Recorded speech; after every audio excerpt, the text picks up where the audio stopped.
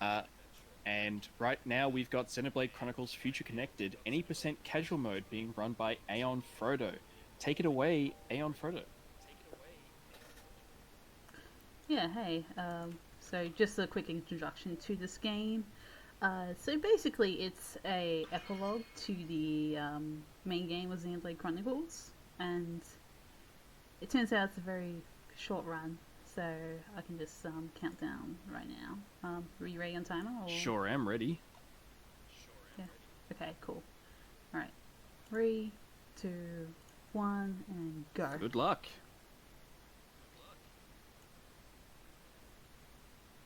Also, please donate when you see that symbol. That'd be great. Yes, donate every time you see anything on the screen. Yep. There we go. So first of all, in Future Connected, in tutorials you press A and ZR to go really fast in it, and I have to change the difficulty to casual mode. So casual mode is it's like an easier difficulty compared to normal mode. We don't get any level penalties, which is a thing in Xenoblade Chronicles 1. So it gets rid of that, and we also just do a lot more damage and take less damage. It doesn't mean this category has its own is super easy. It actually has its own difficulties. It's like this menu here can be really silly. Oh, this is good. So this wolf fight can be a bit random, and luckily these wolves have decided to bunch up together. Where's the last one? Oh, of course, it's over there.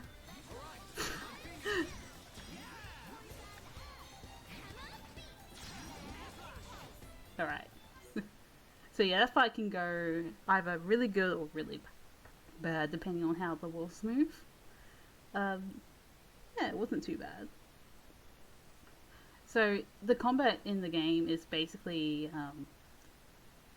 it's not traditional turn-based. It's more like you select arts and they're on the cooldown, and that's like, and arts do like special effects. Like you can have break or slow or physical defense down. And the main reason why we're playing as Shulk is that he builds up the gauge at the top left corner, and the fastest compared to the other party members. We also have Melia and Nene in the party, and that's because they just do more damage. And the other party member is a cute little numpon called Kino, and he only does healing. That ring around me basically means that the aggro is on me. When enemies attack you, the indication of who the enemy is aiming for is indicated by that red ring. So anyway, so the setting for this game is basically we're on the Bionis shoulder, and that was originally cut out from the original game, but they repurposed it for this particular story. Melly is actually the main character, not Shulk, and yeah, it's basically a continuation of her story and her lineage to rule over the remnants of the High Entia from the main game.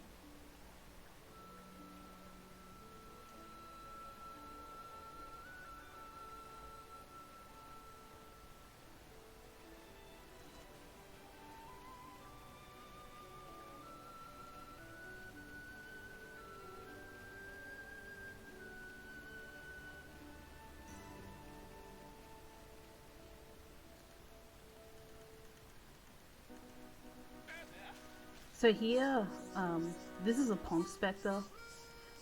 Pond Spectres are very, very useful in this run. They're like our main damage dealer on bosses when I get to a certain point in the game. These Pond Spectres have certain flags, and I had to collect 3 different Pond Spectres with 3 different flags. Otherwise, I cannot pull off the Pond Spectre attack. This one's a blue flag, so we get this one for free. And then later on in the game, I'll be collecting 2 more.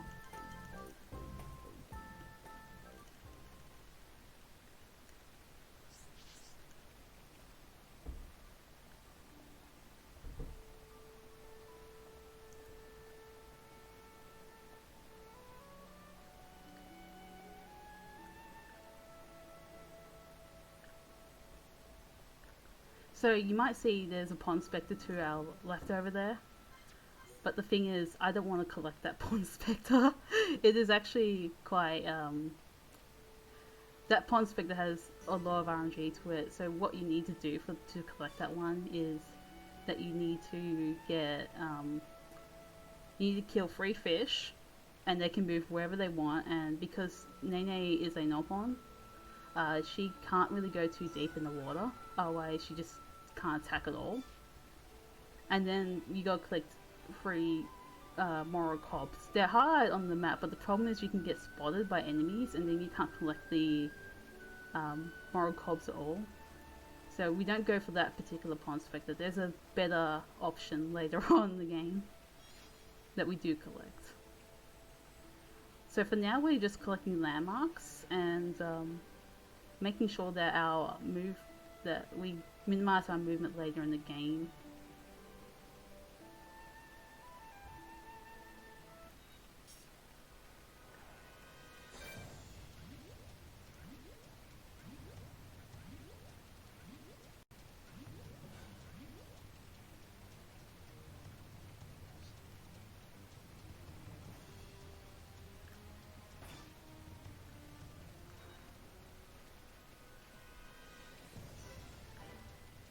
Alright, we collect that landmark. That landmark is very important for quick travel.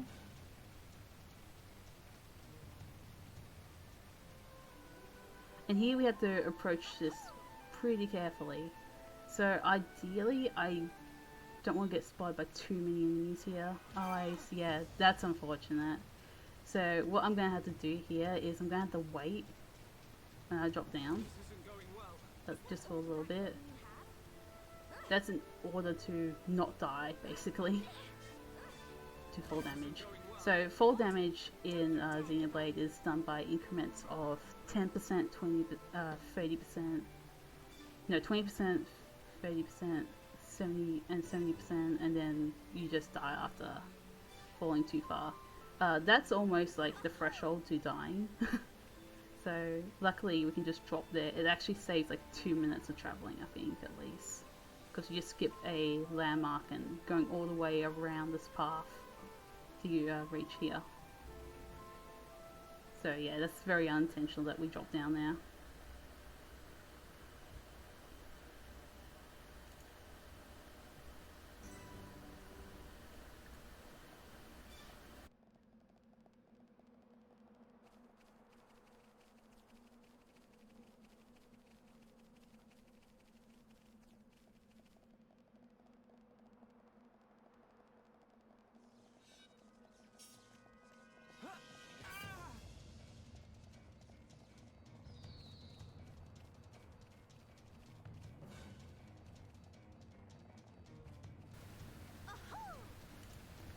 So, you might have noticed I jumped in order to prevent the enemy from hitting me.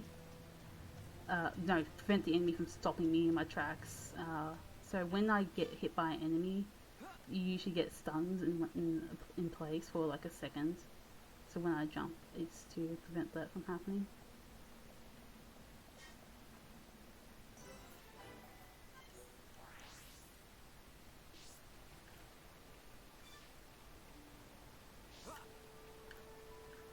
So that particular jump there is also a timed to be like a quick fall jump. So if you like jump at a specific time, you can just fall slightly faster and saves a little bit of time.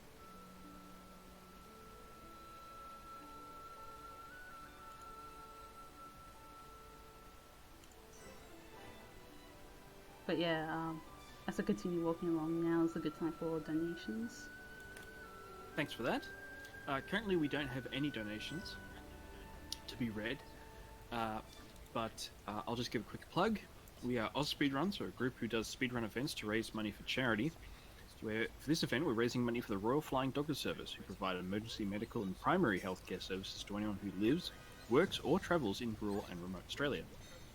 If you'd like to donate, you can go to donate.ozspeedruns.com. I'll put a link in the chat. We've got some incentives coming up. I have also put those in the chat. In particular, and the next one to be met is the glitch exhibition for Simpsons Hit and Run. It's currently at 27%. It's got $361.60 left. That should be super exciting to see. So everyone, get your donations in for Simpsons Hit and Run glitch exhibition. We also have a bid war between the audio language of Legend of Heroes, Trails of Cold Steel 2, and a bonus maximum any percent for Castlevania Harmony of Dissonance. That's got $250 left to go. Back to you, AeonFrodo. Cool. So, what I did just slightly before when plugs were read was a landmark warp. Basically, we quick travel to the landmark. Even though we are already there, it spawns us further, so we end up saving a little bit of time.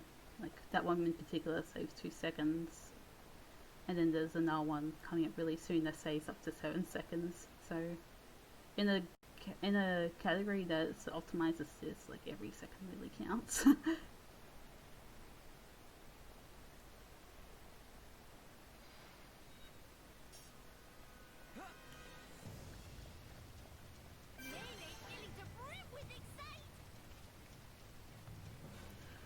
So you might have also noticed we're getting actual experience from just traveling from location to location, which is within the Xenoblade games, and it's very nice that we get that. So we're going to face our first enemy at level 61 and 59 respectively. The Nopons are lower level, and I'm guessing that's because they're not in the main game or something.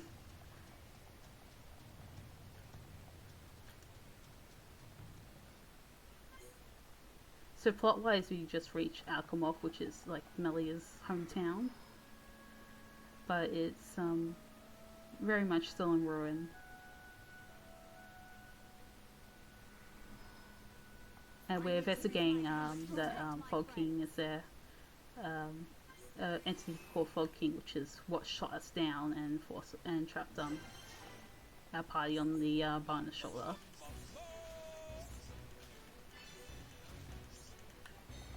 Oh yeah, so that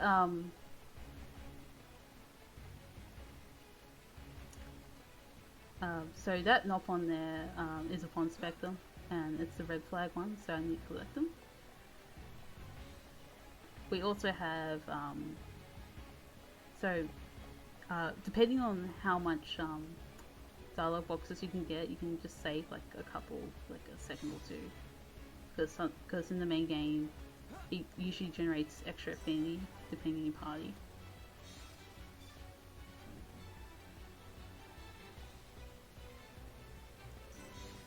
And the locations of these red orbs can be a bit random too, but only like probably a second or two out of the way. Here we do another landmark warp just to get closer to the final orb, and then we deliver him to the Pond Spectre, and the Pond Spectre is happy and will join us. His name is Dry.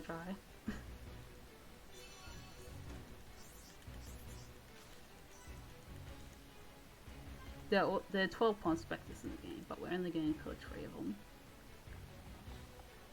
And we already got 2 of them.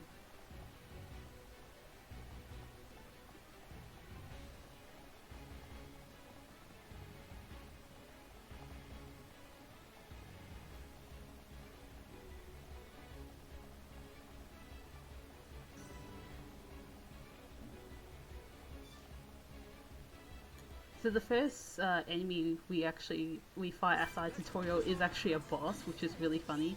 So we get another tutorial on top of that. Unfortunately, this boss is not cooperating at all. The boss flying around, this house flying around, is really unfortunate and a bit annoying.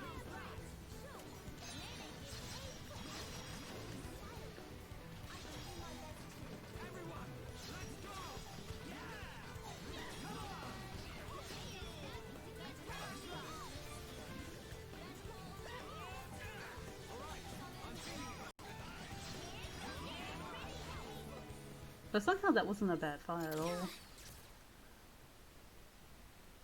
I'm not sure how the Tau sauce aggro on me, but it did. So I'll take it.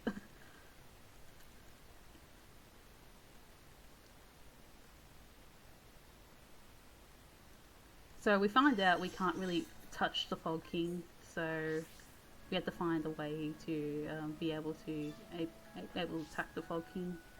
So we visit this high entity kid called Teal'c, and he's a very smart boy, and he does research on the Telethia and Fog King. So hopefully he might have answers to beat the Fog King. And the Fog King also summons his fog monsters, hence why we had to fight the Taos there.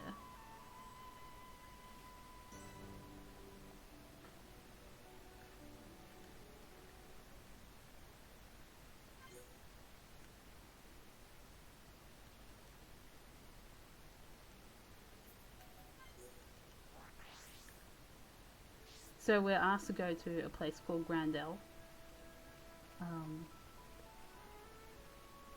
Actually, the story updates in the corner. Wait a moment. There we go. This isn't going well. What? Don't you dare give up.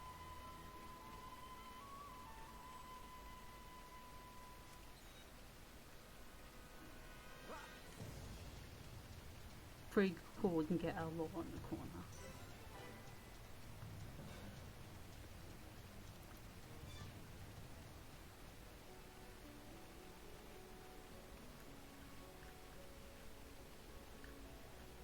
So do we have any donations or anything?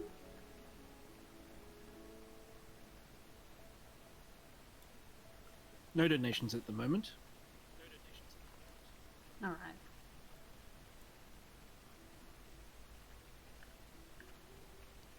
Yeah, because I'm just walking to Grandel.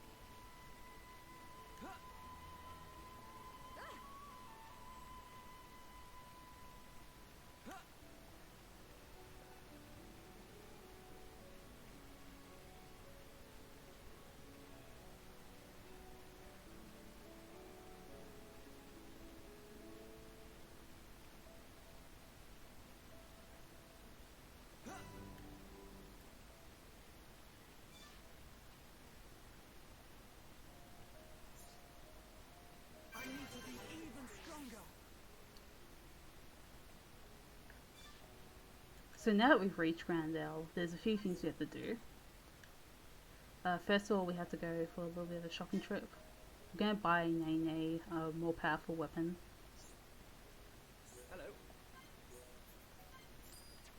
Hello. Called the Slunkard Blocker. So basically that allows her to get a higher critical rate, and criticals contribute to getting a to the chamber at the top left corner. They help build it up. So having that helps us out a little bit, even though it's only 7% critical rate on that.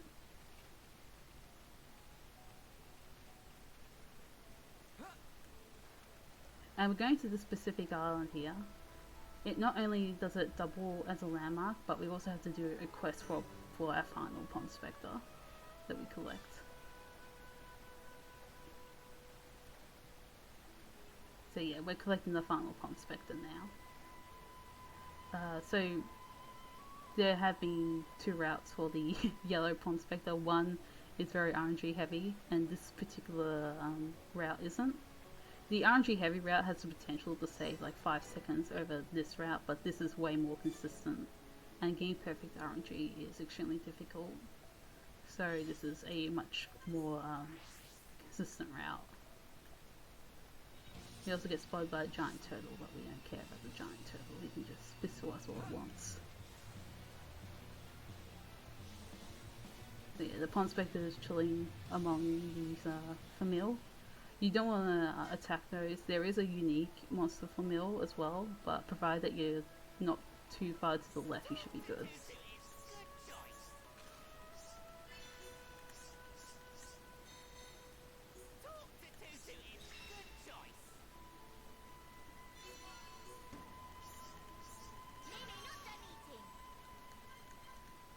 So that's our final Pond Spectre. So we get a tutorial for the Union attack, or our Pond Spectre attacks. So now we have access to them, which is very awesome. So basically, everything regarding walking around is done, and now we just do a really big menu here. So we give Melly a topple plus on her staff, and we upgrade our arts accordingly. This is like the only menu in the game where we upgrade our arts.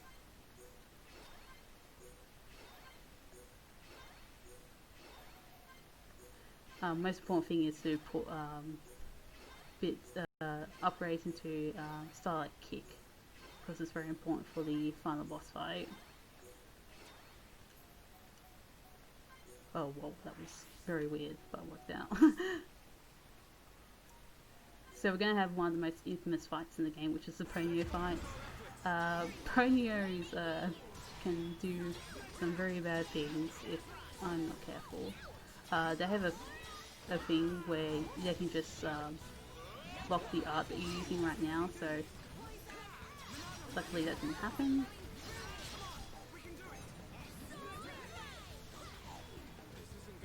I'm surprised Soldier did not finish that Ponyo off. So yeah, when they use the butt move, isn't that great? Also, I did die there, but fortunately I did have a gauge. If you have like one section of the gauge complete, you can do revives or prevent or change an undesirable future. But the thing is, we don't actually have visions in this game. You might have noticed. So unlike the main game, we do not have visions, so we can't actually like slow down gameplay. We have to like rely on our instincts.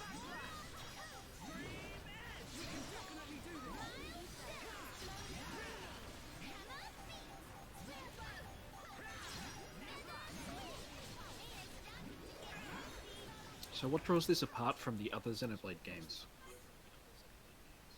This is like an epilogue, and hold on, this fight can be Oh, by all means. a bit By all means. dangerous. Yeah, that's fine. So this is our first use of the Pond Spectres, and basically it's a QTE, but some of it's really hard to nail. Also, I don't have it full up, so that's not good at all. I just realized. So okay, that's very awkward. I very rarely don't have that full up, but luckily I just relied on there. Nice. So getting excellence is really important to get on this fight, because it just drains all his HP almost. He's like practically dead.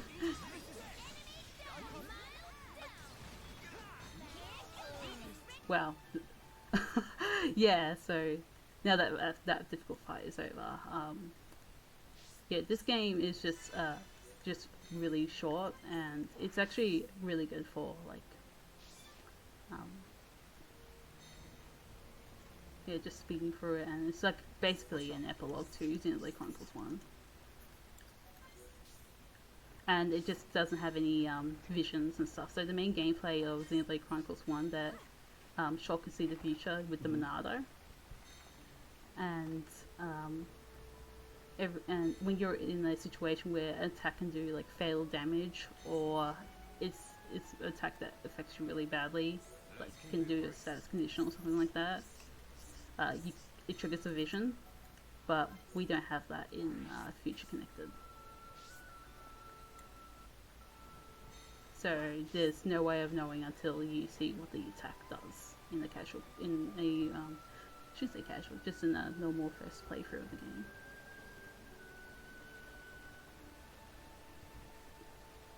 But anyway, what we're doing here is like our final quests here. Basically, we found a way to perhaps defeat the Fog King, but it's very... we don't know whether it works or not, so... we're gonna go to a... oh. Hold on. To a cave. What? Sorry, that was weird. That was very weird. Anyway.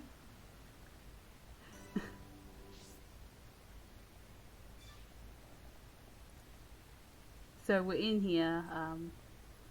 We could have gone here earlier, but it actually just loses us 2 seconds, and we're high level here, so we can tank some hits. Although we want to actually die at the end of this, because we're going to be hitting a landmark, and the problem is we can't actually collect the thing because it is a collectible. Ooh, that was very dangerously close to death. But I'm going to get the fast kill here, which is nice. I'm also level 64, which is actually really nice. I think one of the enemies fell off the edge, so that can randomly happen. So that's a bit of good luck there. I'll be higher level for the last couple of fights in the game.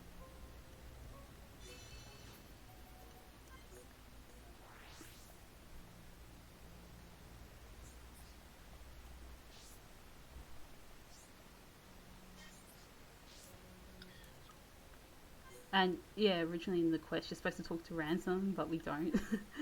We just go back to him at the end. So in this fight can be a run into if you're going for really good times. So what this guy can do is that he can topple the entire party, and that's incredibly bad if you get unlucky, but fortunately we did not get unlucky. So we're able to do this and build up our gauge again. So how large is the Xenoblade speedrunning community? Oh, it's got quite a few people. We got like at least like 20 people yeah, who runs. Very good. So it's really cool. Yeah. Yeah, so a lot of people have put in the input for this game, and this is a combination of everyone's work.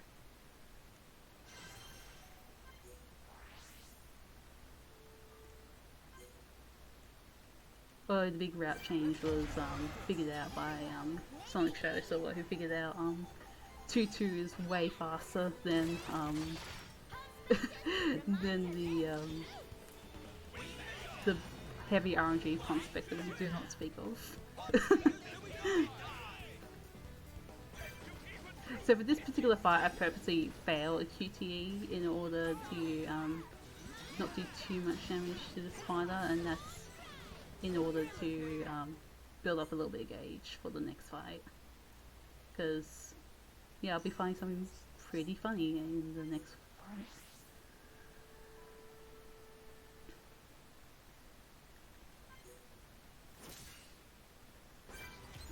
Yeah, that's a dinosaur.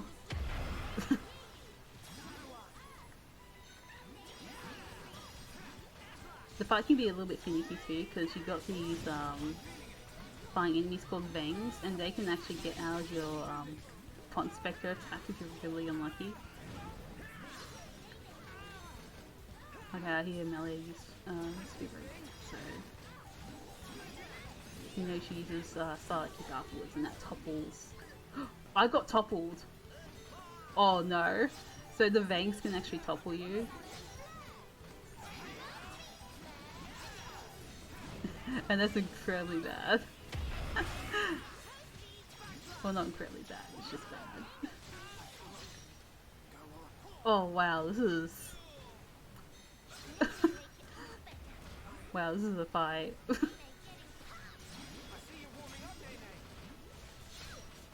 So yeah, unfortunately when that gauge is being used, I have to like build it up again, and it can take a bit to build up.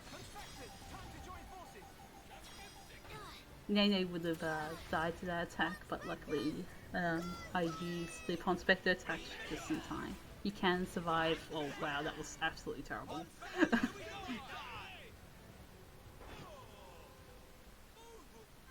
took out the dino, so we're all good.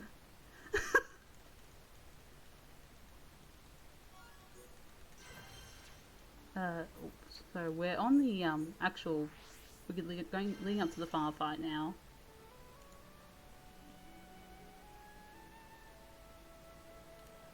So we're doing one last attack on Fog King.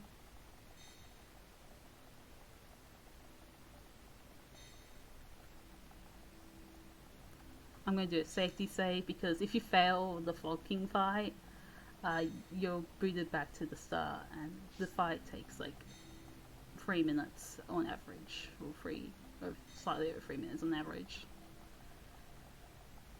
And you have to do this walk over again, so don't want to waste more time walking, so just do a safety save when I get close. So I think I'm going to be level 66 for this fight, which is actually really good. 66 you do slightly more damage and all that good stuff, so having that extra level is really nice.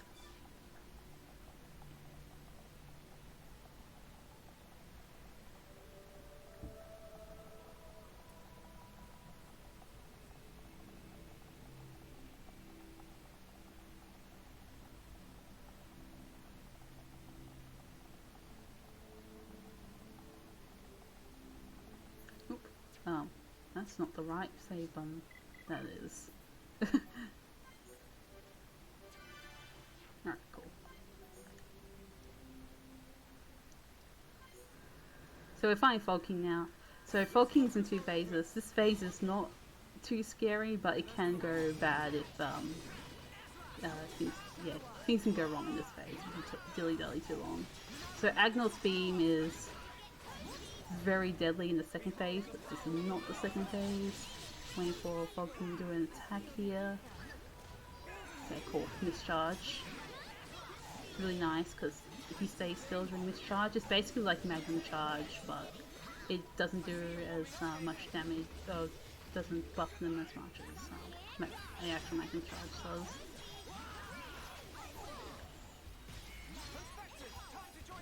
Unfortunately, he did an internal burst there, so because I activated Pond Spectres, I have to wait until he finishes his attack animation. There's another bit of RNG in the fight.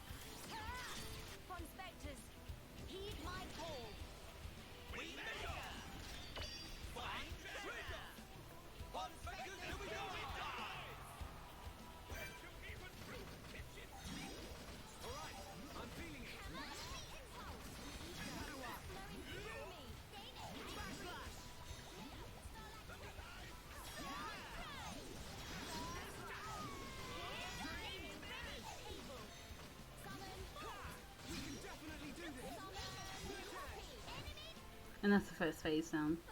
Now, the second phase is pretty scary, so let's see what he does as he's opener. Okay, he does mischarge, that's actually really good. If I can move. Okay, mispress is the party-wide topple. So mispress can topple you for 17 seconds. And unfortunately I got hit by it. But then I think he got immediately toppled afterwards. Things just happened really fast. So... I didn't realise Melee had a start kick ready to go.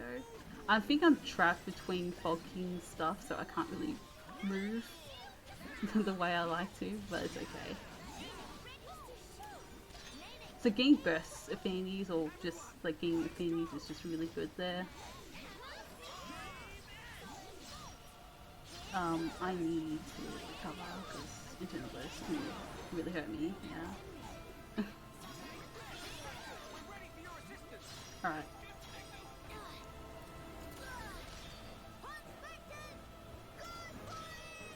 Oh yeah, time is when Fog King dies, by the way. I should just mention that. Because he might die from this attack. Thanks. Sorry about that. Probably should have alerted you a bit earlier.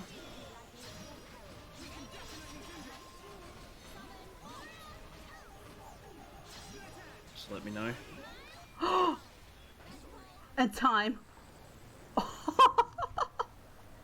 I could have lost 3 minutes there. Oh, do some risky. That was quite a gamble at the end, yeah, because I actually died, but I think the dot damage or one of my party members finished him off. That was quite a gamble. Cheeky time saves. Yeah. Well done. That was 34 minutes and 42 seconds. What? Pretty good. Didn't die the Fog King. Although technically I did, but it didn't. My party members killed him just in time. So thanks for letting me run this on short notice. Died, but it didn't count. Please, yeah, absolutely please donate to the Royal Flying Doctor Service. They're a great charity. They help people who live in remote areas get medical services, and they just do a really They have a lot of great services. Were there any final shout-outs, say, to the community or to anyone particular you'd like to do? Yeah, the Xenoblade community for making the run the way it is. It's a really good run.